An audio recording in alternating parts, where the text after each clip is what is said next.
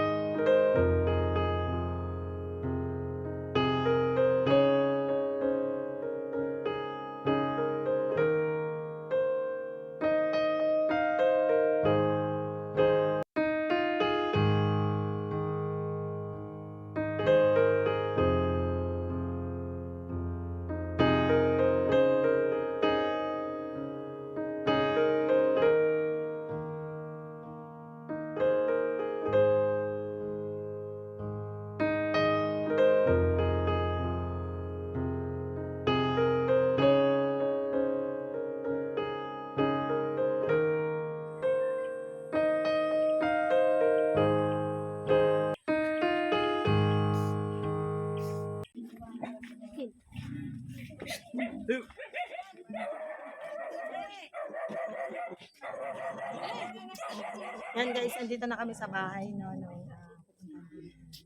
po si ate. Sinanubong din ako kami dun sa ano po, kasi medyo kapos po itong bahay nila, hindi namin po. Shout out ko din yung ano natin ngayon, classmate ko siya, no, siya yung bigay ng info sa akin. Ayan, samahan niyo ko guys, tingnan natin yung bahay nila.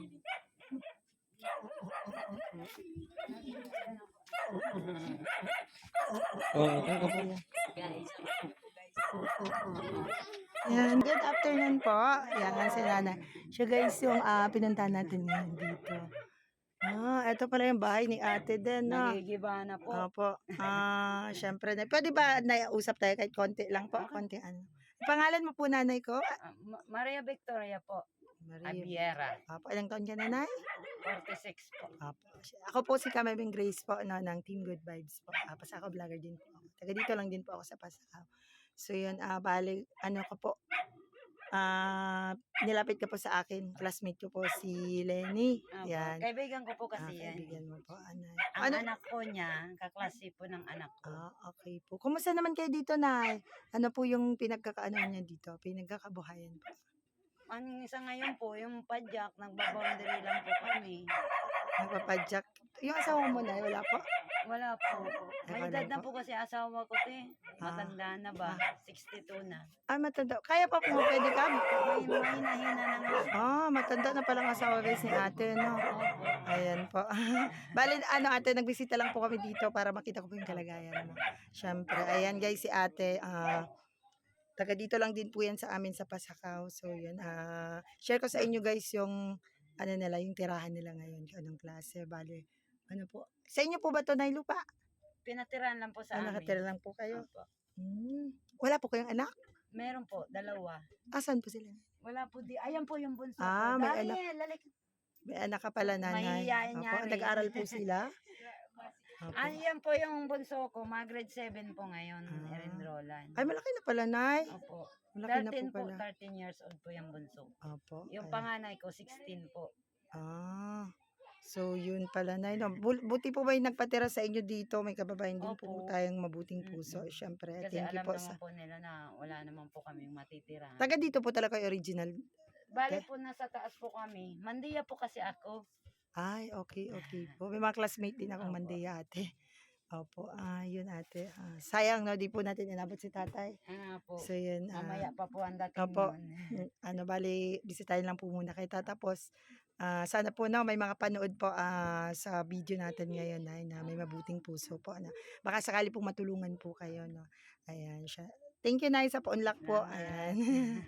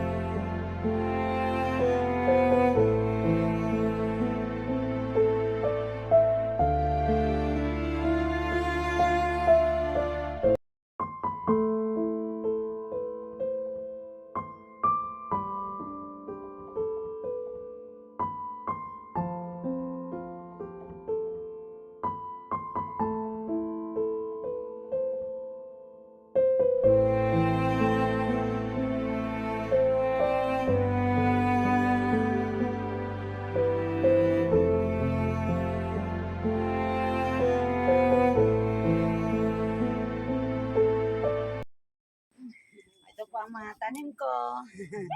Opo. Sari-sari yung Nakuha tanim na- ni nanay. Nakukuhanan po namin minsan ng panghanap buhay, pagkain. Nakakabenta ka rin dito, Nay, no po? Opo. May kamuting kahoy, yan. May pechay din, may kamote, wow.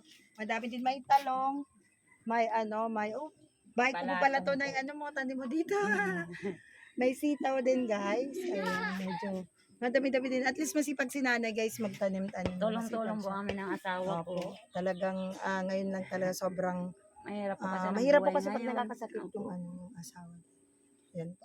Share lang namin sa inyo guys yung tanim niya. Diba? Kahit mahirap po ang buhay, talagang patuloy yung laban. Ayan, nag-ano si nanay, nagtatanim, nakakatulong daw sa kanya. Nakakabenta daw si nanay sa pamamagitan ng Pang kanyang mga araw-araw tanim. po na Opo. po kami. Tsaka sa panggulay ninyo na, diba? Opo. Sobrang na po yung hindi na kayo bibili ng pag-ulam. Oo. Kahit lang yung gulay. Diba na? Basta po may kanin, sobrang sobrang okay na yan. Yan.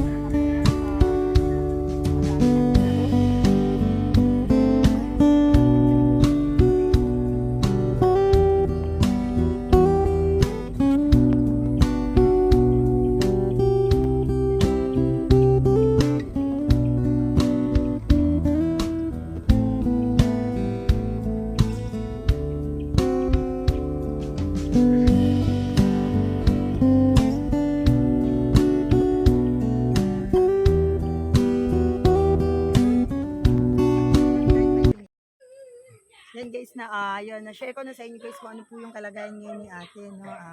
Dito po yung bahay nila, tagpi-tagpi na rin guys yung bahay ni ate. Tapos bali po nakitira lang sila dito. Tapos yung asawa mo, ate, po, may sakit din? May sakit nga po. Pinipilit nga po nagkuha po kami ng boundary na padya. Nagbaboundary po kayo ng padjak. Yun. Pwede ka ba? Katulad po ni Tatay Obet. Yan, padjak po yung tatay. So may edad na pala na buti na lang. 62 na po. Edad na. Kailangan talaga na kahit Yeah. talagang mahirap talaga. Lalaban tayo. Lalaban. Oo. Kasi pag ganyan talaga minsan, diba? Hindi naman laging nasa ilalim na. Diba? Malay mo po, sa mga susunod na taon, ikaw naman yung nasa ibabaw. Ako naman yung tutulungan mo. Yeah. Diba po? Ganun lang ang buhay na. Weather lang po. So, yun guys. Kayo lang apat kayo dito na sa Apat loob ng po. bahay? Dalawa Apat kong po. anak. Wala kasi guys yung mga anak na din. Ayan po yung bunso ko. Ayan po yung nasa duyan. Yan nakaduyan yun. Opo. Talagang din sila na. Mahirap lang po kami. Opo. Ayun, jigs. Nakakaama sa akin ngayong araw na ito, no. May isang pamilya na naman tayong napuntahan. So, yun sa mga makakapanood po ng video ko, guys. Sa mga may nais pong tumulong, pwede po kayong makipag-unahin sa akin. Ako po si Kamemeng Grace TV ng Team Good Vibes po, no. Sana po may mabuting puso po na makapanood ng video natin para makatulong po kayo namin.